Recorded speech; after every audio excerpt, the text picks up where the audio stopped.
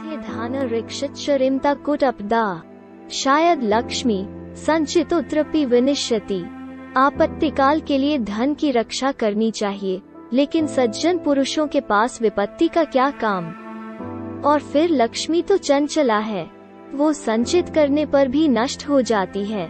7. चाणक्य का कहना है, मनुष्य को चाहिए कि वो आपत्तिकाल के लिए धन का संग्रह करे, लेकिन धनी व्यक्ति ऐसा मानते हैं कि उनके लिए आपत्तियों का कोई महत्व नहीं है, क्योंकि वे अपने धन से सभी आपत्तियों से बच सकते हैं।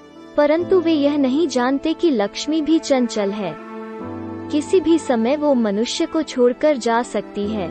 ऐसी स्थिति में यह इकट्ठा किया हुआ धन भी किसी समय नष्ट हो सकता है।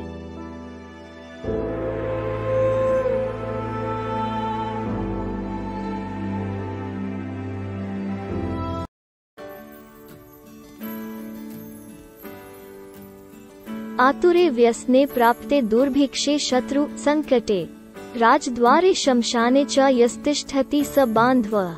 किसी रोग से पीड़ित होने पर, दुख आने पर, अकाल पड़ने पर, शत्रु की ओर से संकट आने पर, राजसभा में, शमशान अथवा किसी की मृत्यु के समय जो व्यक्ति साथ नहीं छोड़ता, वास्तव में वही सच्चा बंधु माना जाता है।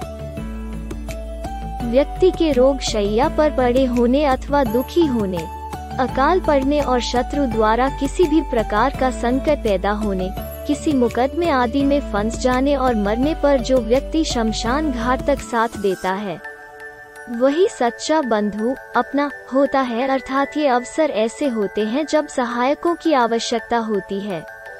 प्रायः यह देखा जाता है कि जो किसी की सहायता करता है, उसको ही सहायता मिलती है। जो समय पर किसी के काम नहीं आता, उसका साथ कौन देगा।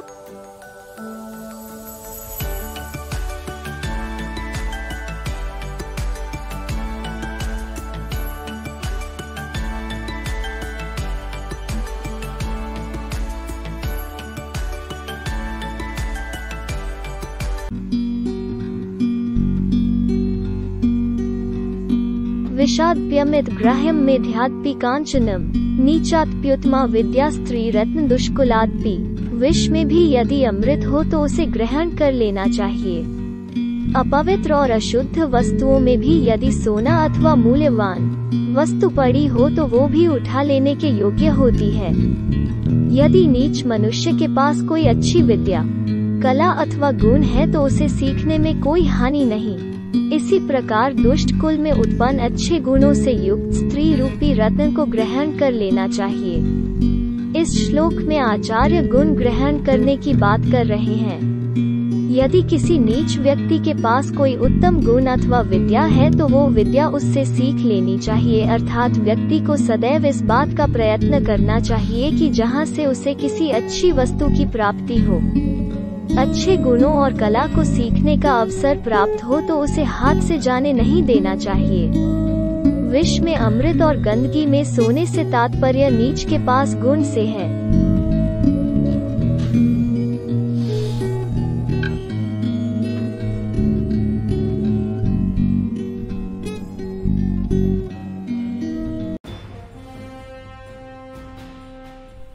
नखीना च नदीना च श्रृंगीना शस्त्रपाणिनाम विश्वासो नैव कर्तव्यो स्त्रीषु राजकुलेषु च। नखीनाम अर्थात बड़े बड़े नाखूनों वाले शेर और चीते आदि प्राणियों, विशाल नदियों। श्रृंगीनाम अर्थात बड़े बड़े सींग वाले सांड आदि पशुओं, शस्त्र धारण करने वालों, स्त्रियों तथा राजा से संबंधित कुल वाले व्यक्तियों का विश्वास कभी नहीं करना चाहिए। बड़े बड़े नाखूनों वाले हिंसक प्राणी से बचकर रहना चाहिए।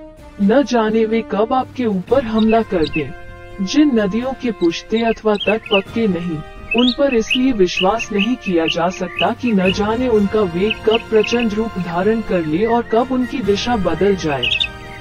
न जाने वे और किधर को बहना प्रारंभ कर दें।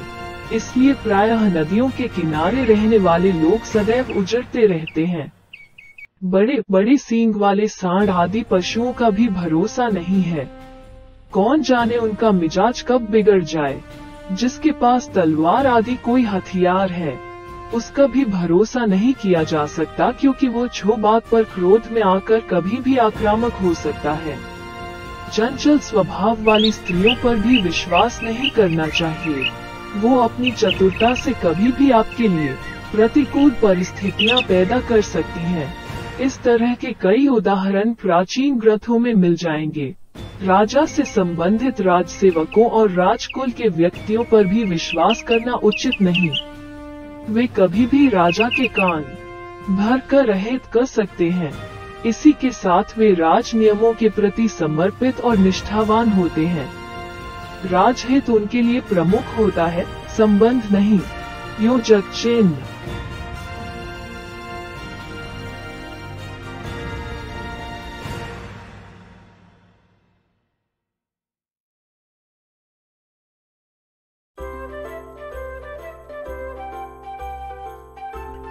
स्त्रीना द्विगुणा हारो बुद्धिस्ता सा चतुर्गुणा साहस शतगुण चैव कामोष्टगुण उच्यते।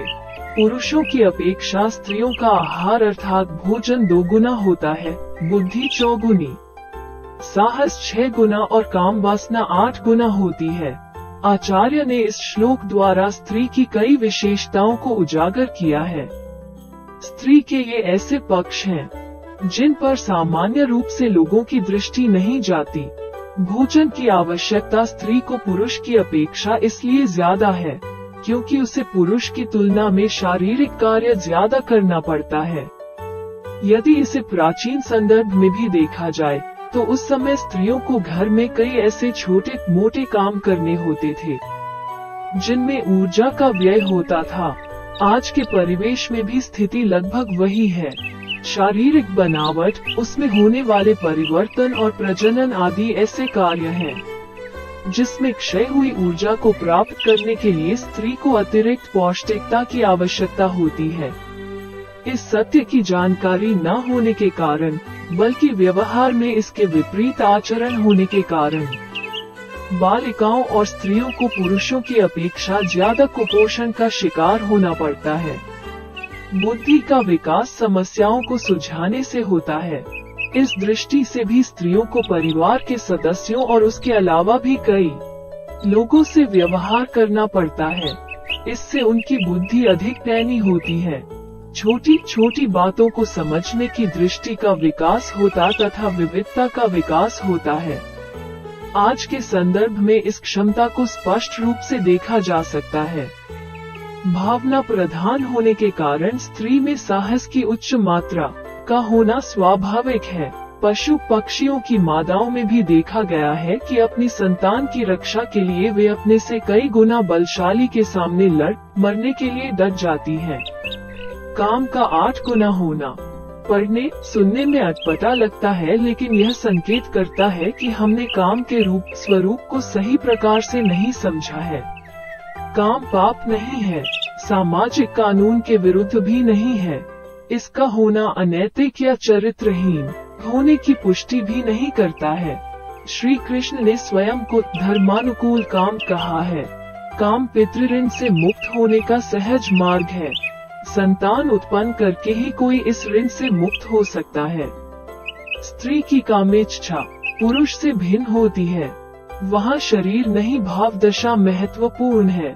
स्त्री में होने वाले परिवर्तन भी इस मांग को समक्ष लाते हैं स्वाभाविक रूप में, लेकिन स्त्री उसका परिष्कार कर देती है, जैसे पृथ्वी मैले को खाद बनाकर जीवन देती है।